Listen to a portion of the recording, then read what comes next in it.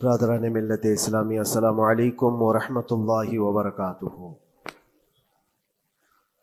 الحمد للہ وکفا وسلام علی حبیبہ المصطفیٰ، اما بعد فاعوذ باللہ من الشیطان الرجیم، بسم اللہ الرحمن الرحیم۔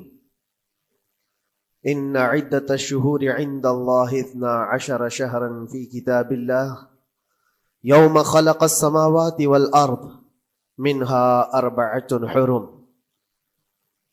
الى آخر هذه الآیہ۔ صدق اللہ مولانا العظیم۔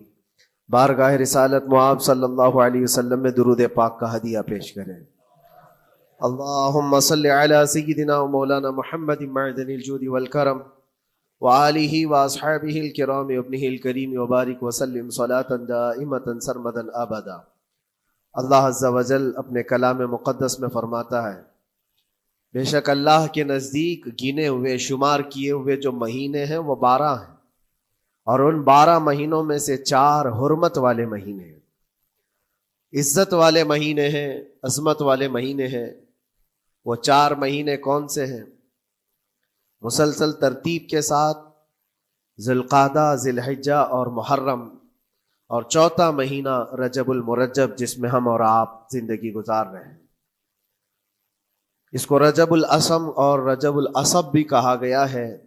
یہ جو 4 مہینے ہیں اس میں جنگ و جدال، قتل و قتال سب حرام ہو جاتی ہیں۔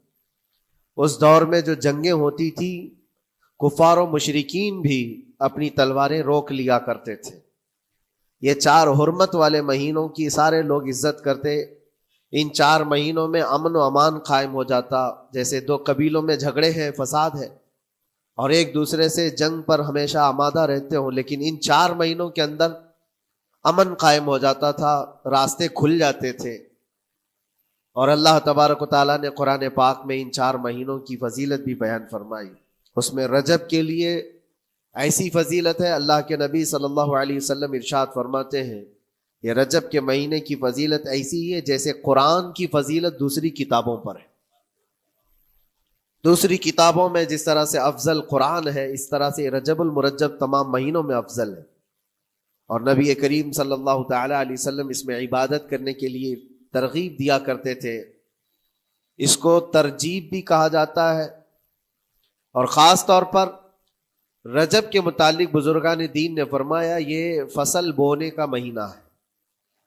کھیتی باڑی والے سمجھ سکتے ہیں کہ اس میں بھی 3 موسم آتے ہیں۔ پہلے بیج کی بوائی کا وقت آتا ہے، پھر اس کی سچائی کا وقت آتا ہے، پھر کٹائی کا وقت آتا ہے۔ تو رجب کا مہینہ یہ فصل بونے کا مہینہ ہے نیکیوں کے، اور شعبان کا مہینہ اسے پانی دینے کا ہے، اور رمضان کا مہینہ فصل کاٹنے کا مہینہ ہے۔ اور رجب کا مہینہ آتے ہی اللہ کے نبی صلی اللہ تعالی علیہ وسلم یہ دعا فرمایا کرتے تھے، اللہم بارک لنا فی رجب و شعبان وبلغنا رمضان۔ سب کو یہ دعا بھی کرنی چاہیے۔ حضور اکرم صلی اللہ تعالی علیہ وسلم یوں عرض کرتے کہ اے اللہ، رجب اور شعبان میں تو ہمیں برکت عطا کر اور ہماری زندگی کو رمضان تک پہنچا دے۔ اب رجب آپ نے دیکھ لیا ہے تو اب کثرت سے یہ دعا کرو کہ مولا اس زندگی کا رمضان ہم سے جانے نہ پائے، رمضان تک ہماری سانسوں کو پہنچا دے۔ یہ دعا کثرت سے ہر نماز کے بعد بھی ہونی چاہیے۔ رجب آتے ہی میرے عزیزوں یہ عبادتوں کا موسم شروع ہو چکا ہے، اور سب جانتے ہیں رجب کے بعد پھر ہمارے ہاں مسلسل ایسی شب بیداریاں اور عبادت کے موسم نظر آنے لگتے ہیں۔ پھر شعبان بھی، اس میں رجب میں بڑی رات آتی ہے شب معراج، اور اس کے بعد شعبان میں شب برات، پھر اسی طرح رمضان کا موسم بن جاتا ہے۔ تو اب یہ موسم بنانے کا وقت آ چکا ہے۔ تو سب سے پہلی چیز یہ ہے کہ میرے عزیزوں، فصل کے بونے کے لیے کن چیزوں کی ضرورت ہوتی ہے، اس چیز کا خیال رکھیے۔ بیج اگر کھوٹا ڈالے ہو اور ویسی ہی فصل آنے کا انتظار کرو گے تو پھر نہیں ہوگا۔ بیج کو کھرا اور خالص ہونا چاہیے۔ جو نیکیاں کرنا چاہ رہے اس کو صاف ستھرے اچھے ماحول میں کیے جانے چاہیے۔ کھیتی باڑی کرنے والا جانتا ہے بیج تو وہ بو رہا ہے، زمین بھی اچھی ہے، ساری چیزیں، کئی چیزوں کی ضرورت ہوتی ہے، بیج بھی اچھا ہو، زمین بھی اچھا ہو، موسم بھی اچھا ہو۔ تب جا کر کے اس کی فصل نکلتی ہے. بیج اچھا تھا، زمین اچھی نہیں تو بھی فصل نہیں آتی. بیج بھی اچھا ہے، زمین بھی اچھا ہے، موسم صحیح نہیں ہے تب بھی فصل نہیں آتی. ابھی آپ کے پاس 3 چیزوں کا ہونا ضروری ہے: بیج اور زمین اور موسم. بیج جو ہے یہ نیکیاں ہیں، اور زمین تمہارا دل ہے، اس کا اتنا ہی پاک ہونا ضروری ہے. اور موسم یہ رجب کا ہے، اس میں تو کوئی شک نہیں ہے کہ عبادتوں کا موسم ہے، فصل کی اچھے لانے کا موسم ہے. لیکن سب سے پہلی چیز اب ہمیں ضرورت ہوتی ہے کہ ہم کیا بیج بو رہے ہیں. شیخ سعدی رحمت اللہ تعالی علیہ فرمایا کرتے کہ زمین میں ادرک بو کر کے گنا آنے کی امید تو نہیں کر سکتے. جو بویا ہے وہی اسی کی فصل آئے گی. لوگ عمل خیر کرے تو اس کا نتیجہ بھی خیر آئے گا، اور برائیاں کریں اور پھر رمضان میں یہ انتظار کریں کہ میں نے جو بویا ہے اس کی فصل آئے، تو ایسا نہیں ہوتا. بہت سارے لوگوں کا وہ شک بھی میں دور کرنا چاہتا ہوں کہ رمضان المبارکہ میں فضیلتوں کو آپ سنتے آئے ہیں، رمضان ایسا مہینہ ویسا مہینہ، اتنی برکتوں والا، اتنی رحمتوں والا، لیکن بہت سارے لوگوں کے حالات چونکہ تو ہی رہتے رمضان میں ویسے ہی ہیں، وہ لوگ کچھ بھی نہیں بدلے. تو اس میں رمضان کا قصور ہے کہ اس مہمان کا قصور ہے، اس انسان کا قصور ہے؟ وجہ یہ ہے کہ رمضان المبارکہ یقیناً اتنی برکتوں اور رحمتوں اور سعادتوں لے کر کے تو آتا ہے، لیکن تمہیں 2 مہینے پہلے سے کہا گیا تھا کہ فصل کے لیے تیاری کرو. تم نے بیج نہ بوئے، اپنی زمین کو صحیح کیا ہی نہیں. پھر رمضان میں جو بارش ہو رہی ہے اس کا فائدہ کیا ہے؟ روڈ پر 10 سال بھی بارش برسے وہاں پر کوئی فصل نہیں آئے گی، کیونکہ وہ زمین سخت ہے اور بیج بونے کے قابل بھی نہیں ہے. رمضان المبارکہ میں رحمتوں کی جھماجھم بارش تو ہوتی ہے، لیکن دل اگر سخت ہے گناہوں سے تو اس بارش کا کیا اثر ہوگا اس پر؟ اسی لیے دلوں کی نرمی یہاں سے شروع کریں، رجب المرجب سے. اس کی راتوں میں اللہ رب العزت کو پکاریں، مناجات کریں، عبادتوں کے لیے کچھ دن تو خاص کر لیں. بہت دنیا میں ہم نے اپنے آپ کو ملوث کر رکھا ہے، کچھ راتیں اللہ رب العزت کی عبادت میں تو لگائیں. اللہ کے نبی صلی اللہ تعالی علیہ وسلم کی ایک حدیث ہے، جامع الاصول سے نقل کی ہوئی، رجب المرجب کے پہلے جمعے جو ہم لوگ ابھی گزر چکے، ابھی یعنی وہ رات تو گزر چکی، کل کی جو گزری ہوئی رات ہے رجب کی، یہ پہلی جمعہ کی شب تھی. اس کے متعلق روایت ہے کہ 12 رکعتیں جو مغرب کے بعد سے لے کر عشاء کے درمیان پڑھتا ہے، اللہ کریم اس کے تمام گناہوں کو معاف کرتا ہے، اور اس سال اس کو پورے طور پر ناگہانی آفات سے محفوظ رکھتا ہے، اور شیطان کے اس پر قابو پانے سے بھی اس کو اللہ محفوظ رکھتا ہے. تو یہ تھی تیاریاں، یہ ساری چیزیں ابھی سے تیاریاں ہونی چاہیے. رجب کے 3 دن آتے ہیں جس کے متعلق فرمایا گیا ہے ایام بیز میں بھی 13, 14, 15 یا 14, 15, 16 یہ جو تاریخیں آتی ہیں اس میں روزے رکھو. اس کی بھی بڑی فضیلت ہے کہ تم تیاریاں ابھی سے شروع کر دو کہ رمضان المبارکہ میں اچھی فصل دیکھ سکے، ہمارے جسم کے اندر بدلاؤ آ سکے، ہمارے دل کے اندر انقلاب آ سکے. اور تیاری یہاں سے نہ کر کے صرف رمضان میں ہی امید لگائے بیٹھتا ہے تو میرے عزیزوں کچھ تو صفائی کی ضرورت ہوتی ہے. آپ نے اگر زمین خریدی کھیتی باڑی کی غرض سے اور گئے، وہاں جاتے ہی آپ نے سوچا کہ اس میں فصل آ جانی چاہیے، تو کسانوں سے پوچھو تو بتائیں گے آپ کو نہیں، زمین کو پہلے صاف کرنا پڑتا ہے، کچرے ہوں گے اس کے اندر بہت سارے، ہل چلاؤ یا کسی بھی طرح سے اس کو صاف کرو. صاف کرنے کے بعد پھر یہ بھی کسان کہتا ہے کہ زمین کو تھوڑا ڈھیلا کر دو، بڑے بڑے ڈھیلے ہوں تو اس کو توڑ دو اور مٹی نرم ہو جائے. اور اس کے بعد پھر کسان کہتا ہے تھوڑا پانی بھی چھڑکاؤ کرو، گیلی ہو جائے، تب جا کر کے تم اس پر بیج بو. میرے عزیزو یہ رجب بیج بونے کا موسم ہے، تو پہلے زمین کو ڈھیلا تو کر دو، زمین کے اندر جو کچرے ہیں اس کو نکال تو دو، دل کے اندر جو وسوسے بھرے ہوئے ہیں، گناہوں کے خیالات بھرے ہوئے ہیں، اس کو پاک تو کرو. اس کو پاک کرنے کے لیے اللہ کریم کی بارگاہ میں آ کر گڑ گڑاؤ. تمہارا ایک آنسو تمہارے تمام گناہوں کو اور اللہ کی غضب کو ٹھنڈا کر دیتا ہے.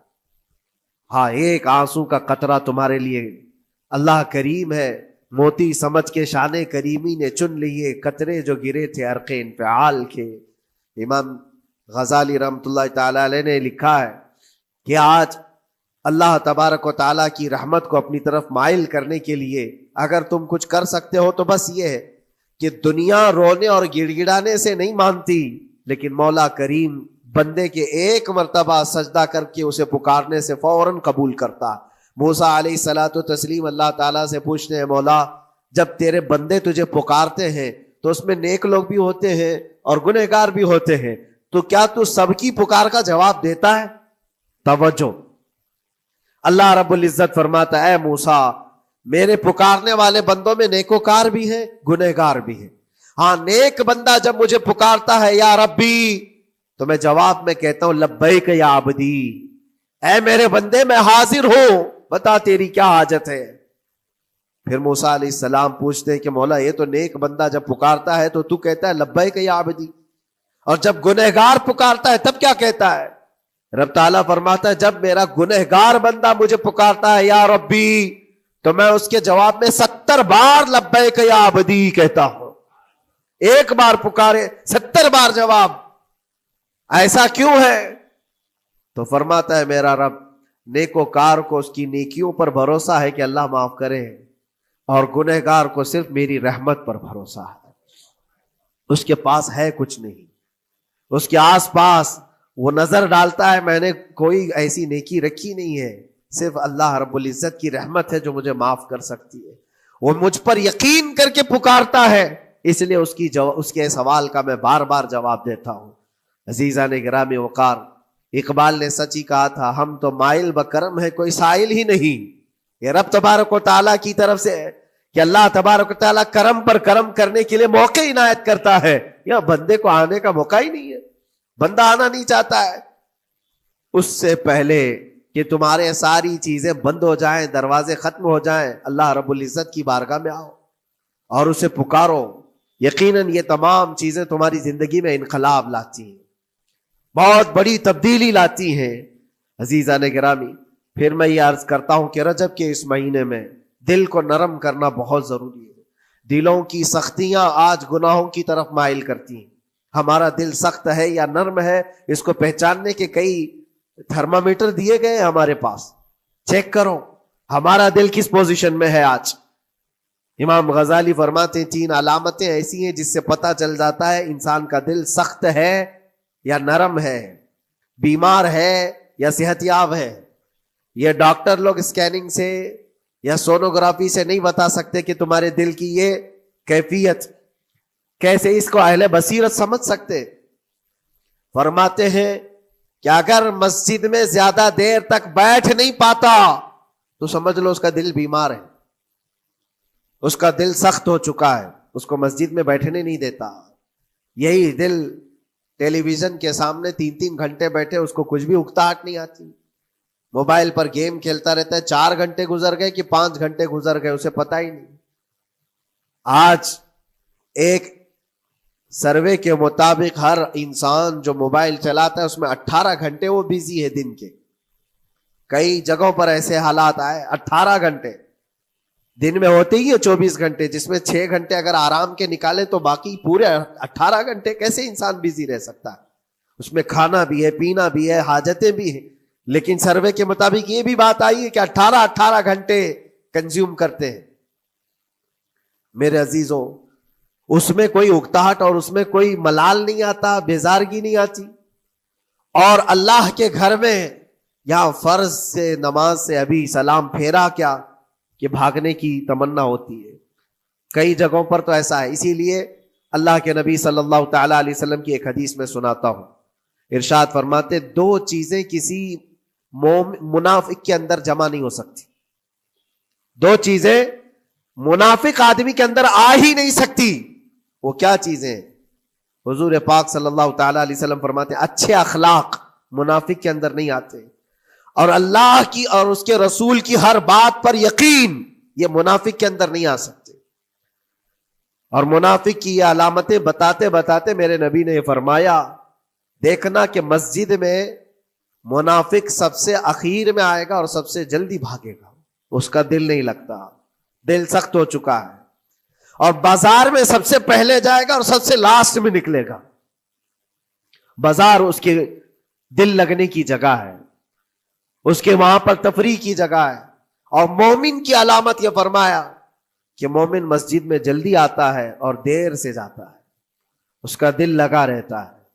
اور مومن بازار میں لوگوں کے شروعات میں نہیں، اپنی ضرورت کے مطابق گیا اور نکل آیا.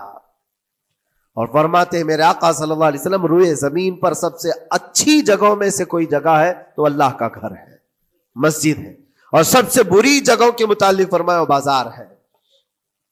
اب یہاں پر دلوں کے متعلق میں عرض کر رہا ہوں کہ کس کا دل کس پوزیشن میں ہے، اسے آج خود آزما لینا چاہیے. دوسری علامت، امام غزالی فرماتے ہیں قرآن پاک کھولے گا وہ صفحہ 2 صفحہ سے زیادہ پڑھ نہیں پائے گا، بند کرنے کا دل کرے گا.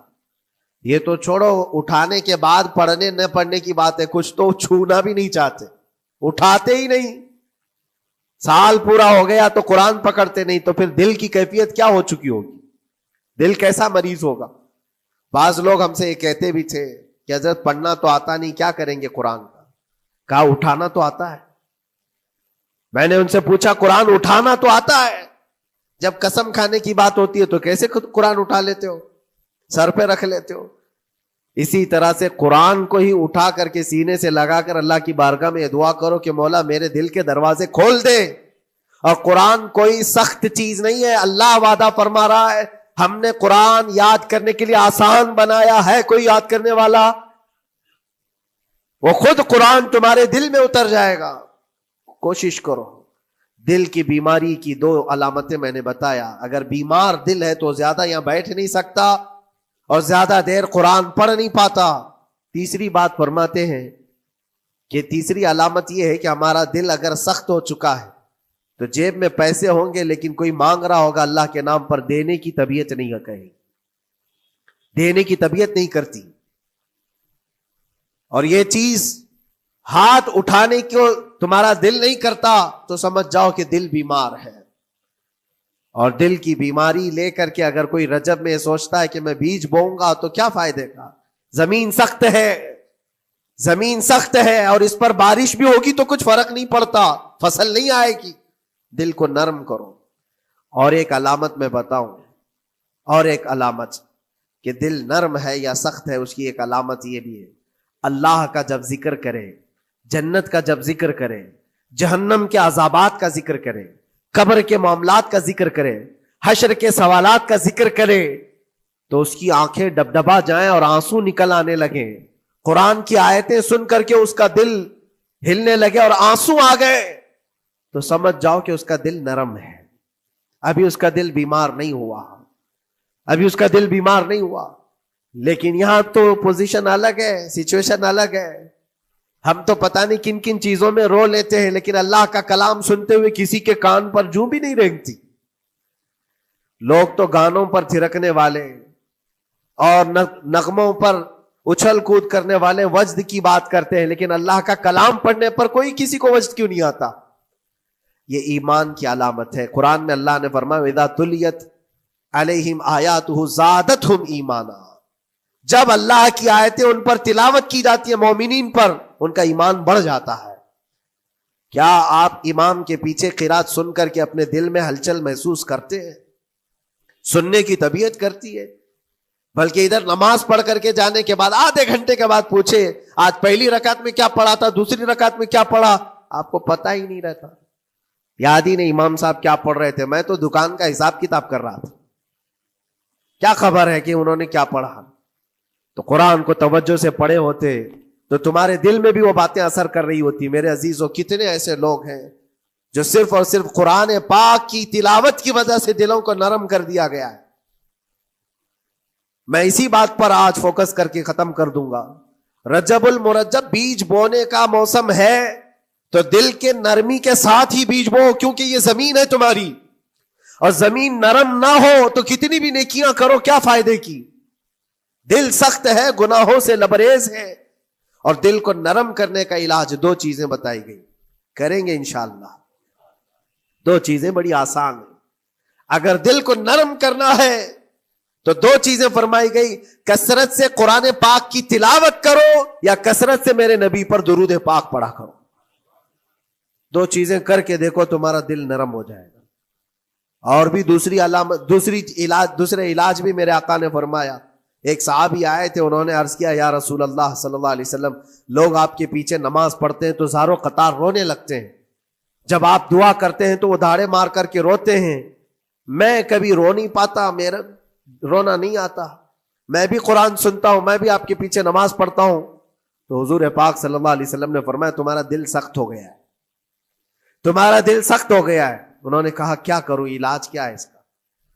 وہ مسیحا امت ہے میرے آقا، ہر ایک کا علاج جانتے ہیں. السلام علیکم ورحمۃ اللہ وبرکاتہ. میرے پیارے عزیز دوستو، ماہ رجب کی کیا فضیلت ہے، ماہ رجب کو ہمیں کس طرح گزارنا چاہیے، ماہ رجب میں ہمیں کس طرح عبادت کرنی چاہیے، اور ماہ رجب یہ اللہ پاک کا مہینہ ہے، ماہ رجب کو صحابہ کرام کس طرح گزارا کرتے تھے، ماہ رجب کو اللہ کے پیارے نیک بندے کس طرح گزارا کرتے تھے، اور ماہ رجب میں ہمیں کیا کیا کرنا چاہیے، یہ ساری باتیں مفتی سلمان اظہری صاحب نے ہم کو بہت ہی اچھے طریقے سے سمجھائی. امید کرتا ہوں کہ آپ کو مفتی سلمان اظہری صاحب کا یہ بیان بہت پسند آیا ہوگا. مفتی سلمان اظہری صاحب نے جو کچھ بھی آپ کو بتایا آپ کے ذہن میں، دل دماغ میں سیو ہو گیا ہوگا، آپ کو بہت ہی اچھا لگا ہوگا اس بیان کو سننے کے بعد. امید ہے آپ کو مفتی سلمان اظہری صاحب کا یہ بیان بہت زیادہ پسند آیا ہوگا. پیارے دوستو، اگر مفتی سلمان اظہری صاحب کا یہ بیان آپ کو اچھا لگا ہو، پسند آیا ہو، تو آپ کی بارگاہ میں درخواست ہے کہ میرے چینل القرآن رضا وائس کو ابھی سبسکرائب کر دیں، کیونکہ میں اپنے اسی چینل پر مفتی سلمان اظہری صاحب کے نئے بیانات کو اپلوڈ کرتا رہتا ہوں. امید کرتا ہوں آپ کو پسند آیا ہوگا. چینل کو سبسکرائب ضرور کر دیں، ویڈیو کو لائک کر دیں اور زیادہ سے زیادہ شیئر کر دیں تاکہ دوسرے مسلمان اس بیان سے فائدہ حاصل کر سکیں. السلام علیکم ورحمۃ اللہ وبرکاتہ. کس کو کون سا علاج دینا ہے، نبی پاک صلی اللہ تعالی علیہ وسلم فرماتے جاؤ کسی یتیم بچے کے سر پر ہاتھ پھیرو، اللہ تمہارا دل نرم کرے گا. ان کے لیے وہ علاج رکھا گیا تھا. جس کو جیسا علاج بتایا میرے آقا صلی اللہ علیہ وسلم نے، کسی یتیم کے سر پر ہاتھ پھیرو، دل نرم ہوگا. لیکن دل کے نرم ہونے کے علاج اللہ کے نبی صلی اللہ علیہ وسلم کے شفا خانے میں ہے. ہاتھ سے آپ کثرت سے درود پاک پڑھو، پھر دیکھو آپ کے دل کے اندر انقلاب آتا ہے یا نہیں آتا. آپ کے چہرے کا نور بڑھ جائے گا، زبان کا اثر بڑھ جائے گا، عمل خیر کی طرف رغبت بڑھ جائے گی. کثرت سے جب بندہ حضور پاک صلی اللہ علیہ وسلم پر درود پڑھتا ہے، اس کی زبان سے جھوٹ نکل جاتا ہے، گالی اس کی زبان پر نہیں آ پاتی ہے، کیونکہ وہ پاک کرتا چلا جاتا ہے اپنی زبان کو اللہ کے نبی کا نام لے کر کے. میرے عزیزو، اس میں دقت کیا ہے درود پاک کثرت سے پڑھنے میں؟ آپ جہاں چل رہے ہو، پھر رہے ہو، اٹھ رہے ہو، بیٹھ رہے ہو، انتظار میں ہو، سونے کے لیے جا رہے ہو، زبان ہی تو ہلانا ہے میرے نبی پاک صلی اللہ علیہ وسلم کی بارگاہ میں درود پڑھ کر کے. اور ضروری نہیں ہے کہ بہت لمبے لمبے درود پاک آپ کو یاد کرنے ہو. صلی اللہ علیہ وسلم بھی پڑھ لیا تو یہ درود پاک ہے، یہ درود پاک ہے. یا تو پھر الصلاۃ والسلام علیک یا رسول اللہ کہتا ہے تو یہ بھی درود پاک ہے یہ. اور دل کو جب نرم ہو جائے گا تو انشاءاللہ العزیز آپ اس کے اثر بھی دیکھیں گے، کیسے کیسے لوگوں کی بات میں کروں. میرے عزیزوں، آپ کو پتا ہے تاریخ کے اوراق الٹ کر کے دیکھو. ایک صحابی حضرت نعیم وہ راستے پر گزر رہے تھے، دیکھا ایک کڑیل جوان مکہ کا جس کو سارے لوگ دیکھ کر پہلوان کہتے اور ڈرتے تھے، گھبراتے تھے. 27 سال کا کڑیل جوان ہے اور ہاتھ میں تلوار کھینچے ہوئے تیزی سے آ رہا ہے. یہ پہلوان کوئی اور نہیں، عمر ابن خطاب ہے. حضرت نعیم کہتے دیکھ کر کے میں گھبرا گیا، اتنی تیز اور ترار چال اور چمکتی ہوئی تلوار، کہاں کا ارادہ ہے؟ پوچھا حضرت نعیم نے کہاں جا رہے ہو؟ عمر ابن خطاب نے کہا محمد کا قتل کرنے جا رہا ہوں. معاذ اللہ رب العالمین. اس لیے کہ ایمان لائے ہوئے نہیں تھے. یہ دلوں کی سختیاں ہیں، یہ دلوں کا منجمد ہونا بتا رہا تھا کہ وہ نبی پاک صلی اللہ علیہ وسلم کے قتل کے لیے نکلے. حضرت نعیم نے صرف راستہ روکنے کے لیے ان سے کہا ان کا بعد میں قتل کرنا، پہلے تیری بہن اور بہنوی کا گھر بھی دیکھ لے، وہ بھی تو کلمہ پڑھ رہے ہیں، اسی رسول کا. تو غصہ اور بڑھ گیا کہ میرے گھر میں یہ ہو چکا ہے. میں تو جس کا قتل کرنے جا رہا ہوں وہ میرے گھر تک آیا ہوا ہے. کہا پہلے میری بہن اور بہنوی کا کام تمام کرتا ہوں. اسی غرض سے وہ آئے تھے. اور جس وقت اپنے بہن کے گھر کے باہر کھڑے تھے, اتفاق ایسا کہ اندر سے قرآن کے پڑھنے کی آواز آ رہی تھی. ایک صحابی حضرت خباب, وہ قرآن پڑھا رہے تھے حضرت عمر کی بہن کو اور ان کے بہنوی کو. اور کیا بہترین انداز رہا ہوگا, جو رسول اللہ سے ڈائریکٹ سنے ہوئے لوگ تھے. اللہ کا کلام اترا ہوا ہے جن کے اوپر, وہ اس وقت حاضر رہے ہوئے لوگ ہیں, قرآن کو پڑھ رہے تھے. طٰہٰ ما انزلنا علیک القرآن لتشقیٰ الا تذکرۃ لمن یخشیٰ. عرب لوگ اچھی طرح سے جانتے تھے ایک ایک حرف کا معنی کیا ہوتا ہے. وہ عربی جانتے تھے, ان کی مادری زبان تھی.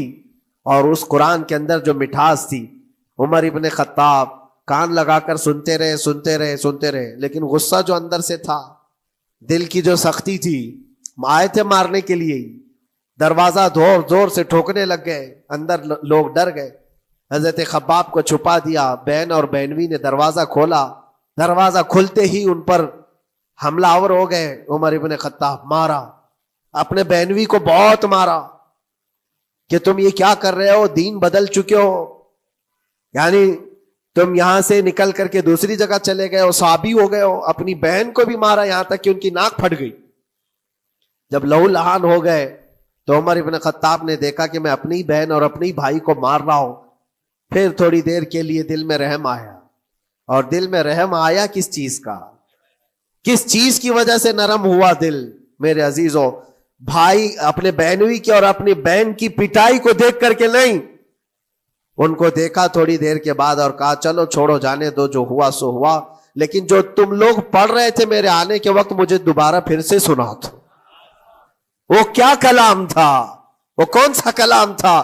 اتنا سننا تھا کہ بہن نے محسوس کر لیا کہ دل کی نرمی کا دروازہ کھل چکا ہے. یہ قرآن ہے جس نے دلوں کے دروازے کھولے ہیں, مکہ والوں کے قرآن ہے. دل کی نرمی کی طرف دروازہ کھل چکا ہے. تو عمر ابن خطاب سے کہا کہ تم غسل کر لو, تم پاک ہو جاؤ, ہم قرآن تمہیں سناتے ہیں. اور انہیں پاک کیا گیا.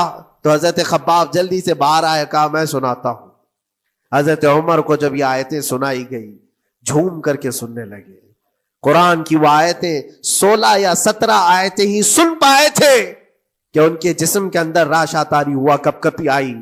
کہا کہ چلو محمد کے پاس صلی اللہ تعالی علیہ وسلم, مجھے لے کر کے چلو, میں ان سے بات کرنا چاہتا ہوں. میرے عزیزو, بھائی اور بہنوی اور بہن لے کر کے چلے. اور اس وقت حالات سخت تھے مکہ کے. حضور پاک صلی اللہ تعالی علیہ وسلم کے پاس 39 صحابہ تھے جو ایمان لائے ہوئے, اور پہرے داری میں امیر حمزہ کھڑے رہتے تھے.